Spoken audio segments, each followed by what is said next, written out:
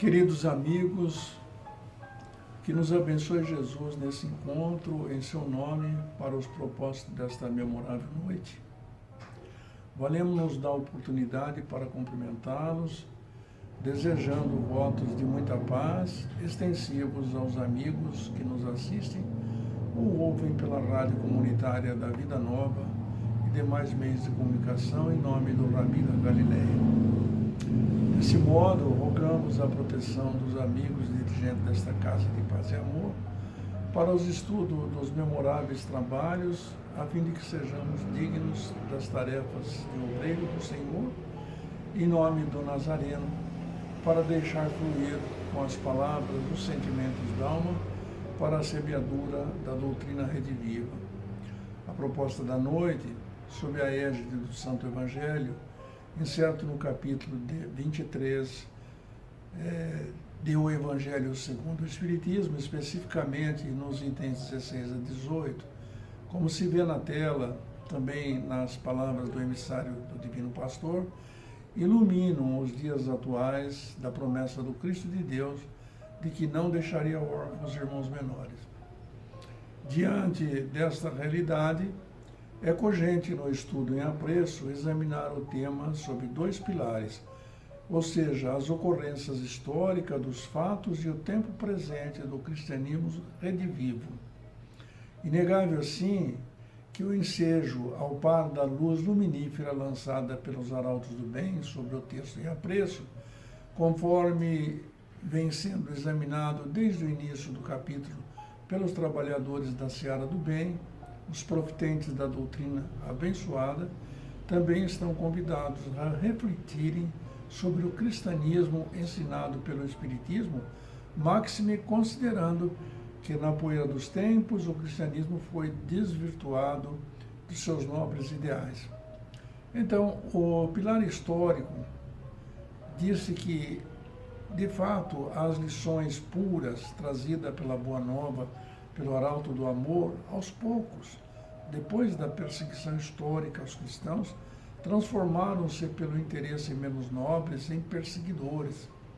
Como se sabe, no ápice das guerras ditas santas, nas cruzadas em nome de Deus e em todas as guerras fratricidas, seja pelas mãos de Gengis Khan, o imperador mongol, por Átila, o rei dos hunos, Aníbal, o cartaginês, e outros, como ocorre até os dias de hoje, apenas mudando-se os personagens, o fato é que foi nesse cenário, onde imperadores mandavam na igreja mais que os papas, que o clero romano revogou, no segundo concílio ecumênico de Constantinopla, em 553 d.C., o dogma da reencarnação. O banimento do dogma da reencarnação se deu a pedido do imperador bizantino Flávio Justino, ou, como conhecido, Flávio Justiniano o Grande, no ano de 482 e 565, por pressão de sua esposa, Deodora, que fora dançarina, e quando transformada em imperatriz, temia reencarnar para resgatar suas faltas. Aí, queridos amigos, incluindo o assassinato de Meretriz, motivo porque a opção foi prosseguir na senda das transformações, maculando a pureza do cristianismo. O imperador Justiniano era uma pessoa cruel, venal e incompetente, enquanto Teodora era uma mulher vulgar e insaciável, dotada de atitude maligna, calculista e insidiosa, razão porque, sobre o foco dessas ocorrências, o cristianismo primivo foi desnaturalizado e os interesses individuais passaram a ter maior relevância, distorcendo as propostas do Rabboni, ao ponto dos perseguidos tornarem-se os perseguidores, quando a historiografia mundial anota as guerras ditas santas, as cruzadas e tantas outras. Assim, pensemos agora no segundo pilar do nosso tema. No segundo tópico sobre o estudo, o cristianismo estudado pelo Espiritismo, ou o Espiritismo redivivo, quer dizer, renascido em todo o seu esplendor, a promessa de Jesus de Nazaré para não deixar órfãos seus irmãos de caminhada, chega em 18 de abril de 1857, em uma manhã de sábado, no Campos Elíseos, todo engalanado no Palais Royal, em um dos monumentos mais emblemáticos de Paris, lugar de poder e de serenidade, onde se passeia com alegria em seus jardins até os dias de hoje. Porém, naquela época, às 10 horas, no Palácio Real, na Galeria Orleans, na livraria do Sr. Danty, ou Dante na nossa tradução, estava exposto ao mundo o Livro dos Espíritos. Assim, queridos amigos, completados agora 164 primavera, o Livro dos Espíritos sedimenta a estrada para os filhos do Eterno, com a proteção e apoio para os aprendizes da felicidade na figura de Yeshua, nome do Mestre em hebraico ou em aramaico. E sendo ele o missionário do amor, sua missão orifugente está sempre presente para guiar os irmãos menores no rumo dos páramos celestiais, seguindo o caminho da probidade.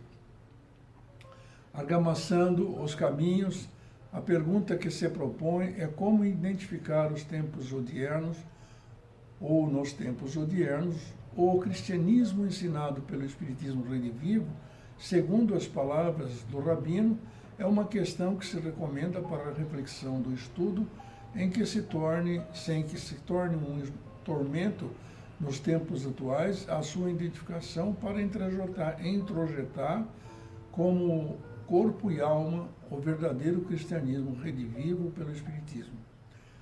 Ora, sim, no fluxo das 164 primaveras do Livro dos Espíritos, os filhos do Eterno, não há mais dúvida de que existe uma proteção e um apoio para os aprendizes da felicidade na figura do Divino Jardineiro. E sendo ele o missionário do amor, sua luz está sempre presente para guiar seus irmãos menores no rumo dos páramos celestiais, dispensando-se outras indagações aos candidatos à felicidade, se não seguirem o reto caminho da probidade e do amor exarado nas lições do Divino Galileu. Com este norte, como identificar nos tempos odiernos o cristianismo ensinado pelo Espiritismo Redivivo, segundo as palavras do Rabino, é a questão que se propõe para a reflexão do estudo nesta noite, sem que se torne um tormento nos dias de hoje a sua identificação, para meditar sobre o cristianismo redivivo ensinado pelo Espiritismo. A resposta, como se viu, encontra-se no reto proceder, como consta nas propostas das questões 918, identificando o homem de bem, ou na de número 919 do Livro dos Espíritos, ambas da lavra do Espírito Santo Agostinho, no exame de consciência do homem probo, consciente de que o desencarne não é punição e nem prêmio. Na realidade, é via de acesso para a reforma íntima, ainda que as cisões religiosas desdobradas em dezenas ou centenas de denominações, sobrevivem o fato de que não se nega que os ensinamentos do Cristo, apesar de que fazia parte do clero romano o dogma da reencarnação, foi vencida pela revogação no concílio do clero romano ecumênico de Constantinopla em 553 d.C. Chegando aos tempos, em 18 de abril de 1857, foi restabelecida a doutrina cristã, retomando o seu lugar na história da Igreja Católica, Apostólica, então romana, o Espiritismo fundamentado no Evangelho de Jesus, enfatizando uma das principais leis humanas e divinas, a pré-existência do Espírito antes de nascer no mundo material e a reencarnação para o aprimoramento da alma. Assim, sob a luz desses considerandos, como que o cristianismo redivivo está transformando as criaturas para alcançarem os páramos celestiais, respeitando a lei de causa e efeito e ensinando os filhos da consciência cósmica ao reto procedimento. Para isso, atento à recomendação do confrade Paulo Renato, diretor dos trabalhos das terças-feiras, para se pincelar o tema sobre o que o cristianismo redivivo ensinado pelo Espiritismo deseja dos profetentes da doutrina, passado mais de 2000 anos. Para isso, consideramos as lições de Santo Agostinho sobre o homem de bem e o exame de consciência, porque é aí que reside toda a questão da transformação da criatura humana. E depois, desejamos pedir licença para retratar uma experiência pessoal, sem enaltecer ou escrachar o comportamento dos irmãos de caminhada em direção à reforma íntima dos viajantes das estrelas neste planeta, sob a governança do Divino Pastor. Então, amigos, digo que foi a questão de mais de 20 anos passados que fiz uma visita em Araxá, uma cidade mineira, edificada sobre um vulcão extinto, onde viveu também Dona Beija, uma história tradicional dos nossos dias, falar então sobre aquelas ocorrências. Hospedamos-nos no grande hotel das termas e seus banhos com as lamas medicinais. Ocorreu que, naquela época da nossa visita a esse grande hotel, tivemos a oportunidade de experimentar todo aquele esplendor desta maravilhosa cidade e desse grande hotel, que também trazia consigo as termas medicinais. É interessante porque todos que lá se aportavam buscavam, de alguma forma, valer-se dessa oportunidade para poder aproveitar essas lamas medicamentosas que dizia curavam reumatismo, curava isto, aquilo. E tem um departamento nesse hotel maravilhoso, que tem um pé direito, acho que, não sei se digo certo, mas imagino que é uns 50 metros de pé direito, maravilhoso. E um dos departamentos tinha esses banhos com lama medicamentosa. Então, como todos normalmente em Roma faça como os romanos, também esse que vos fala aproveitou a oportunidade e foi aproveitar o banho de lama.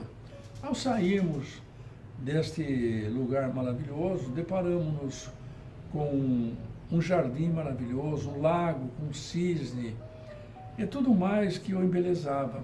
Foi numa época de primavera, como agora, que está iniciando esse tempo maravilhoso, em que as flores começam a cair, num tapete que se apresentava no chão, verde pela grama, caíam as suas folhas de tal sorte que embelezava aquilo como se fosse um tapete. Curioso, andamos por aquele trajeto onde tinha campos de beisebol, tinha campo de tênis, quadras de tênis, e fomos andando, caminhando, tinha lugares onde se faziam cavalgada, como Dona Beija também anteriormente havia feito. E o que aconteceu é que passamos numa gruta maravilhosa, onde corria algumas águas e tinha uma santa, e ali todo mundo se reunia para aquela manhã maravilhosa.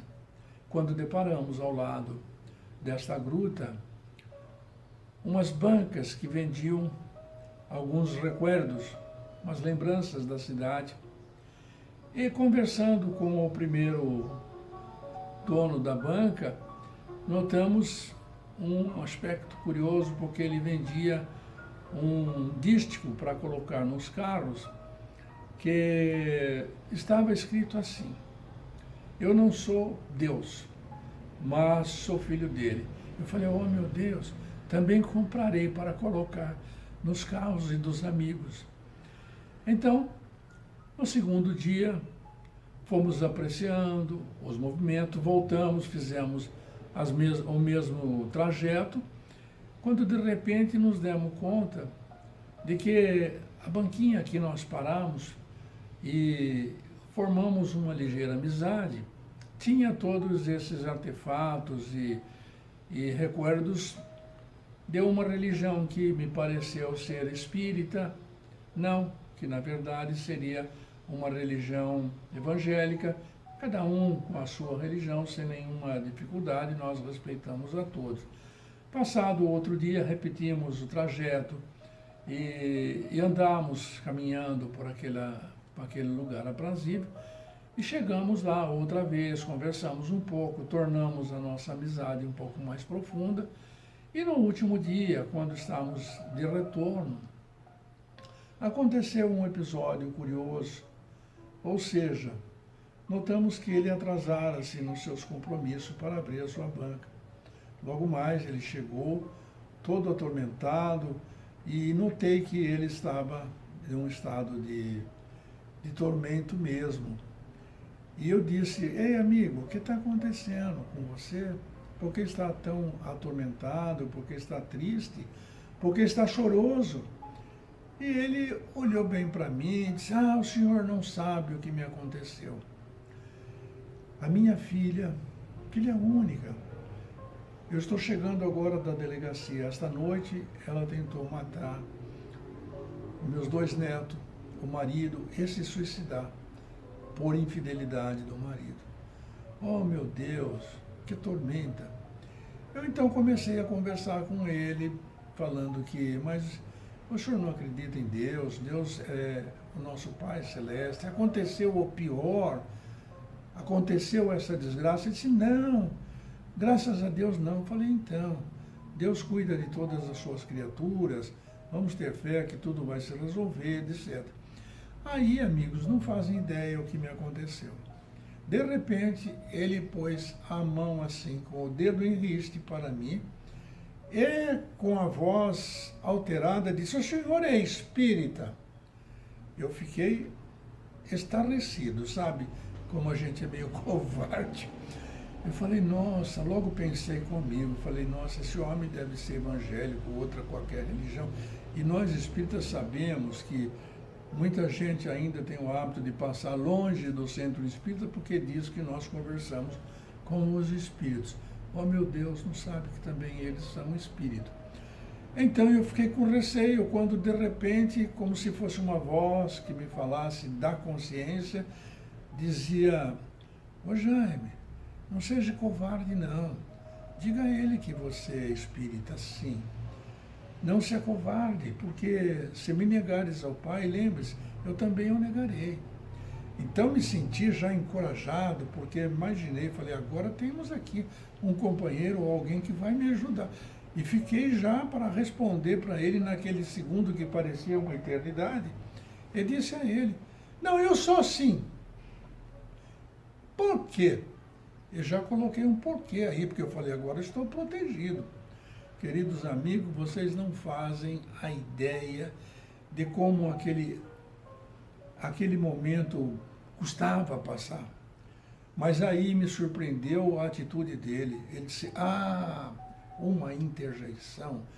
Como se dissesse: eu te compreendo, eu entendo. Porque eu te conheci pela maneira de falar. Meu Deus, é isto que conta, a maneira de fazer, a maneira de falar, a transformação que nós devemos dar às nossas vidas. Como Santo Agostinho explica, que nós devemos nos conhecermos a nossa realidade, sabemos o que estamos fazendo nessa terra. Eu sei que é difícil, temos que nos comparar a Jesus, temos que buscar a luz luminífera do chefe. Mas a verdade é só esta. Sob o fluxo desta argumentação, para finalizar, em tese, é a transformação das criaturas do Senhor da vida que o nosso sentimento alberga como necessário para atender os cânones ensinados pelo cristianismo redivivo nos ensinos do Espiritismo, bem explicitado nas recomendações do venerando espírito de Santo Agostinho, o bispo de Nipona, quando se questionou, quando perguntou-se a ele, afinal de contas, como fazer para se conhecer? Ele responde na questão 918, um sábio da antiguidade já falou disso, referindo-se a Sócrates, para que nós nos conhecêssemos, fizéssemos as transformações que devemos fazer todos os dias para melhorarmos. E quando Kardec interroga novamente, mas isto que é o difícil, como fazer para se alcançar? E na questão 919, Santo Agostinho recomenda, então, que façamos o exame de consciência, busquemos todas as noites, ao deitarmos, procurarmos fazer uma revisão dos nossos atos. O que fizemos de certo, o que fizemos de errado? Dirá a nossa consciência, consoante está na questão 625 do Livro dos Espíritos, quando Kardec interroga aos espíritos venerando como fazer e qual é a criatura que o Senhor da vida nos concedeu para podermos ter de modelo e guia. E eles respondem, vede Jesus. Então, à noite, quando vamos deitar, entregar o nosso corpo aos braços de Morfeu ou de Hipinos, vamos tomar cuidado de fazer essa análise e fazer as correções. Porque o mais importante, lembremos, amigos, é que cada um de nós esteja consciente de que o que precisa ser feito para poder receber o aplauso de nossa consciência. Porque as coisas que estiver errada, como o de Santo Agostinho nos propõe, façamos um exame de consciência e no dia seguinte vamos corrigir. Se cometemos erro, desatino, vamos pedir desculpa, perdão, enfim, trabalhar para o nosso aprimoramento. É dessa forma que, por derradeiro, nós podemos, sim, amigos, buscarmos toda a nossa transformação. E é o cristianismo ensinado pelo Espiritismo que nos dá esse momento de transformação. O momento em que sentimos que estamos avançando, estamos progredindo para alcançarmos o planeta de regeneração. Então, em nome de Jesus, apresentamos nossa gratidão ao Pai Celestial das profundezas dos nossos corações, dizendo, Senhor Deus, dono do tempo e da eternidade, teu hoje e amanhã, o passado e o futuro. Queremos também te agradecer pelo cristianismo ensinado pelo Espiritismo, dizendo obrigado, Senhor, por tudo que temos recebido. Obrigado pela vida, Senhor. Obrigado por esta vida bela, colorida e consentida, pelo amor, pelas flores, pelo ar, pelo sol, pela alegria e pela dor. Senhor, agradecemos também pelo que nos foi possível realizar nesses sentimentos, unindo-nos ao amor do Divino Rabi, com a esperança de ter ajudado com as nossas palavras que dulcificam a existência, na esperança de que, sob a perspectiva do estudo da noite, possamos ter auxiliado aqueles com quem compartilhamos a grande viagem de provas e expiações, o trabalho, a dor e a alegria. Senhor, aproveitemos esse momento para te pedir perdão. Perdão pelo tempo perdido, pelo dinheiro mal gasto, pelas palavras incontáveis vezes inútil, e o amor inumeráveis vezes desperdiçado. Perdão pelas obras vazias, pelo trabalho mal feito, perdão por viver sem entusiasmo e também pela oração que aos poucos fomos adiando, por todos os esquecimentos, descuido e silêncio, novamente te pedimos perdão. Ó Pai Celeste, na rogativa final também te pedimos com especial carinho pelos confrades, por todos os irmãos no corolário desta viagem da vida, a paz, a alegria, desejando viver cada dia com otimismo e bondade, levando a toda parte um coração cheio de compreensão e paz.